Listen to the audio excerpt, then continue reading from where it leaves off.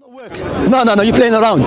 In order for you to understand what Allah has decreed for you, you have taken action. You understand? Ibn Uthaymin mentioned that. So I would advise you to read this book by Ibn Uthaymin, which is called The Explanation of the Six Pillars of Al-Iman.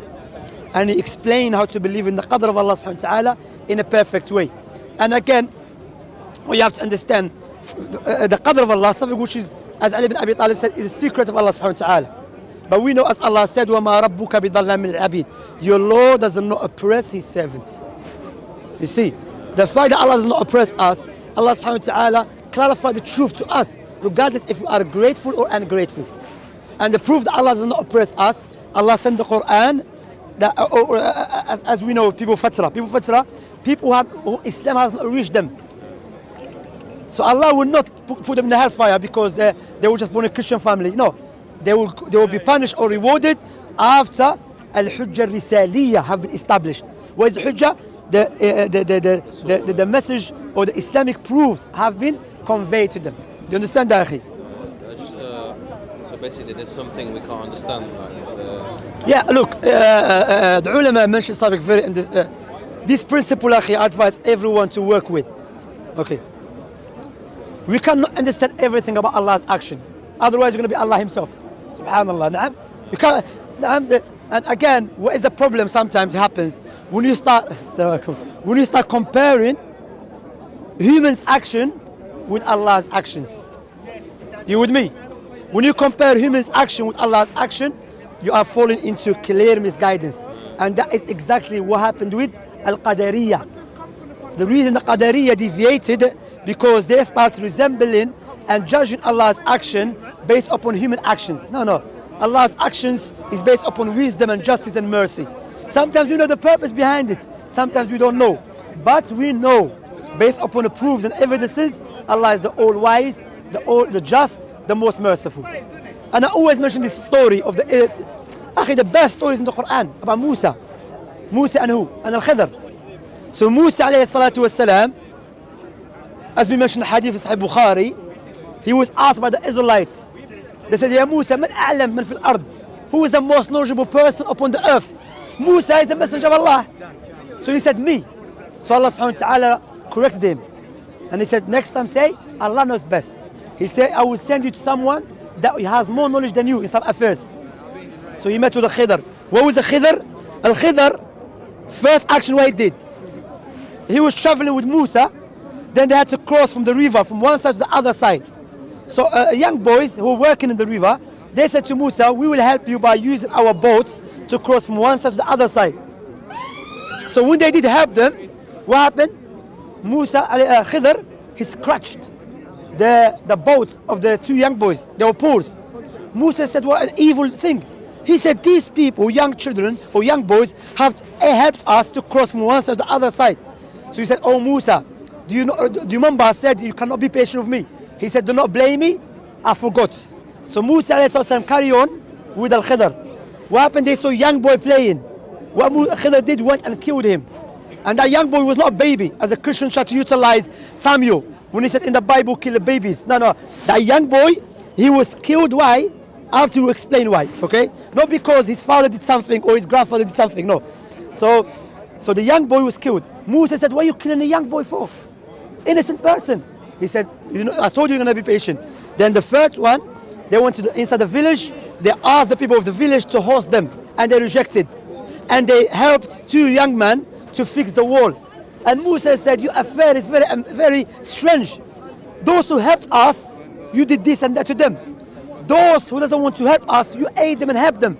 He said, this is the final destiny with me. But let me explain to you. The first young boy, so what's happening here? Let me clarify. What's happening here? Musa alayhi salam, as the scholars mentioned, he is judging Al-Khidr's action from outside, from the apparent. You with me? But Al-Khidr, he has the knowledge of the inward, the purpose behind it. So Al-Khidr said the two young boys who helped us, they were a king in the area. He will take any boat that is good. So I crushed it in order for the king to not take their boat, because they were utilizing it to make money from it. Okay. Second one, the young boy, he was going to grow up as an evil person. Not a young boy, he was killed because his father did something or his great-great-grandfather did something. No, because himself, he was going to grow up as an evil person, okay? As for the third situation, those young men, their father was a righteous man and he left a treasure for them under the wall. So my point here, akhi, when Al-Khidr alayhi salatu wasalam and Musa alayhi salatu wasalam, Musa started criticizing him based upon the outside action. Then Al-Khidr clarified to him, everything what he did, there's a wisdom behind it. And for example, as I've mentioned this example many times, if you and I will see someone from far away cutting off someone's forearm, we're going to think he's a crazy man. He's mentally disturbed. But when we get there, he says, no, I'm a doctor. And this guy has a deadly disease in his forearm. If you leave it, it will spread to his body and he will die. What about Allah's actions? If this is just what Allah has shown us, if this is just a human's actions, we can misjudge them easily. What about the actions of the Most High, the All-Wise? Does that make sense? Is that clear? Also, another thing, you know, when you say like this qadar and free will is the secret of Allah subhanahu wa ta'ala, well, like the Christian, they could say, yeah, but the Trinity is the secret of... No, the qadr of Allah does not go against intellect. Does not go against natural inclination.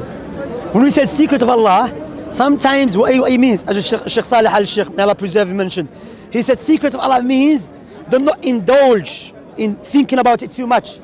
We understand that the qadr of Allah, there's 4 maratib, 4 levels. Allah knew it. Then Allah wrote it down in the preserved tablets. Then Allah created it. Then Allah willed it. Khalas, we understand that. I understand that if I'm going to not have a free will to go to my house, or to go where, or to go to nightclub, or to go where, or to go to a fanfare, I have a free will. I'm not going to end up in a place when they're smoking drugs, killing each other, and they say, Allah decreed it for me. No, you're kadab. Likewise, as Ibn Taymiyyah said, no one will be happy for me to come and rob you, take your money, and I said, don't complain, Allah has decreed it for me to rob you. You're not going to accept that. He said, no, let me call the police. The way Allah has decreed for you to rob you, then Allah has decreed for me to call the police too. You understand? So all of us, we are inside the decree of Allah subhanahu wa ta'ala. So akhi, the decree of Allah does not go, al-qadr of Allah does not go against intellect. But Trinity, God does not change. God is perfect. But what? God became a baby. Someone had to change his nappy. Someone had to breastfeed him. What? The secret of Allah? This doesn't make any sense, bro. Because, you know, let me want to clarify something, and I hope that you make it as a separate video. The Christians always say to us, if God is able to do everything, why can he not become a man? A good question, sahih? If God can do everything, why he cannot become a man? This is a tricky question. What they did, they ask you about God's actions, then the other question, they said what? No, they tell you what God does, then they ask you about what God is. There's difference between what God is and what God does. God does whatever he wishes according to his wisdom. What God is does not change. For example, is it logical, rational to say God is all-knowing if he wants to?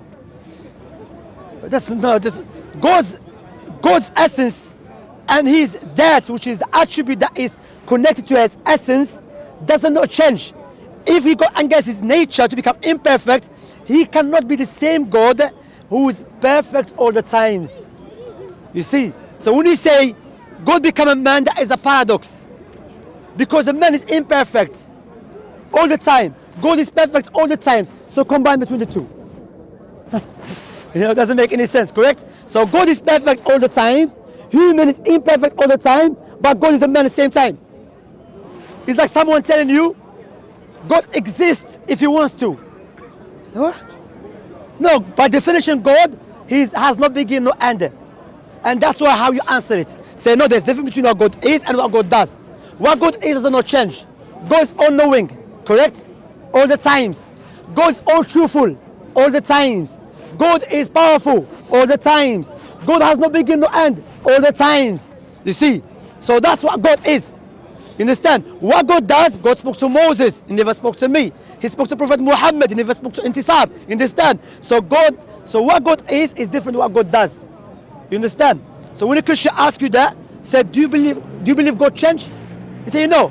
Because if God become imperfect, it is impossible for him to be the same God who is perfect all the times. So Christianity doesn't make any sense. However, there is two types of Christians out there. Some of them, they don't know, they're ignorant. And when you explain to them, they will accept Islam. Some of them are stubborn, they follow their forefathers, and they know it doesn't make any sense. You know. Is that clear? Barakallahu fikum, hayyakum Allah. What is qadr? The qadr of Allah is decree. What is No, the qadr of Allah subhanahu wa ta'ala, there's 4 levels. The qadr of Allah, Allah knew about something. Allah knows everything. So Allah wrote it down in a preserved tablet, and Allah created it, and Allah willed it. That's the qadr of Allah subhanahu wa ta'ala. You know, Allah created everything by His decree. Nothing occurred in this creation except by the will of Allah subhanahu wa ta'ala. What does it mean? Allah willed it. Allah allowed it before to happen. And why Allah allows it? Because there is a purpose behind it. Allah already clarified the purpose of the creation for this universe to test us in order to see who is truthful and who is a liar. So if Allah stopped every person to do an action, so you know, and alhamdulillah, it's a test Allah subhanahu wa ta'ala mentioned. how is a Muslim supposed to behave towards the qadr? With qadr, how is our connection? Submit. You submit to the qadr of Allah subhanahu wa ta'ala. And the fruit of believing the qadr of Allah subhanahu wa ta'ala, the fruits and the outcome of believing in the qadr of Allah subhanahu wa ta'ala, the decree of Allah, when something happens, you know you're not the first person to happen to you. And you know it was already written in the preserved tablet to happen to you. Understand? So regardless what you're going to do or what you're about to do, it will never. That's what Prophet Muhammad said. Whatever has befallen you, it was never meant to miss you. And whatever has missing you, it was not written to befallen you. Understand? So you be happy, say, you know, I'm happy with the qadr of Allah subhanahu wa ta'ala. You know, and the outcome of that, you have what? Tranquility. But those who are not happy with the qadr of Allah, they become crazy. That's not insulting Allah. As Allah said, khasira dunya wal akhirah. He has lost this life and the hereafter. You know, look, the prophets and messengers. Prophet Muhammad sallallahu alaihi wasallam, Allah decreed for him what? To be kicked out from his land. And he was patient upon that. There's a wisdom behind it. There's a reason behind it. Understand?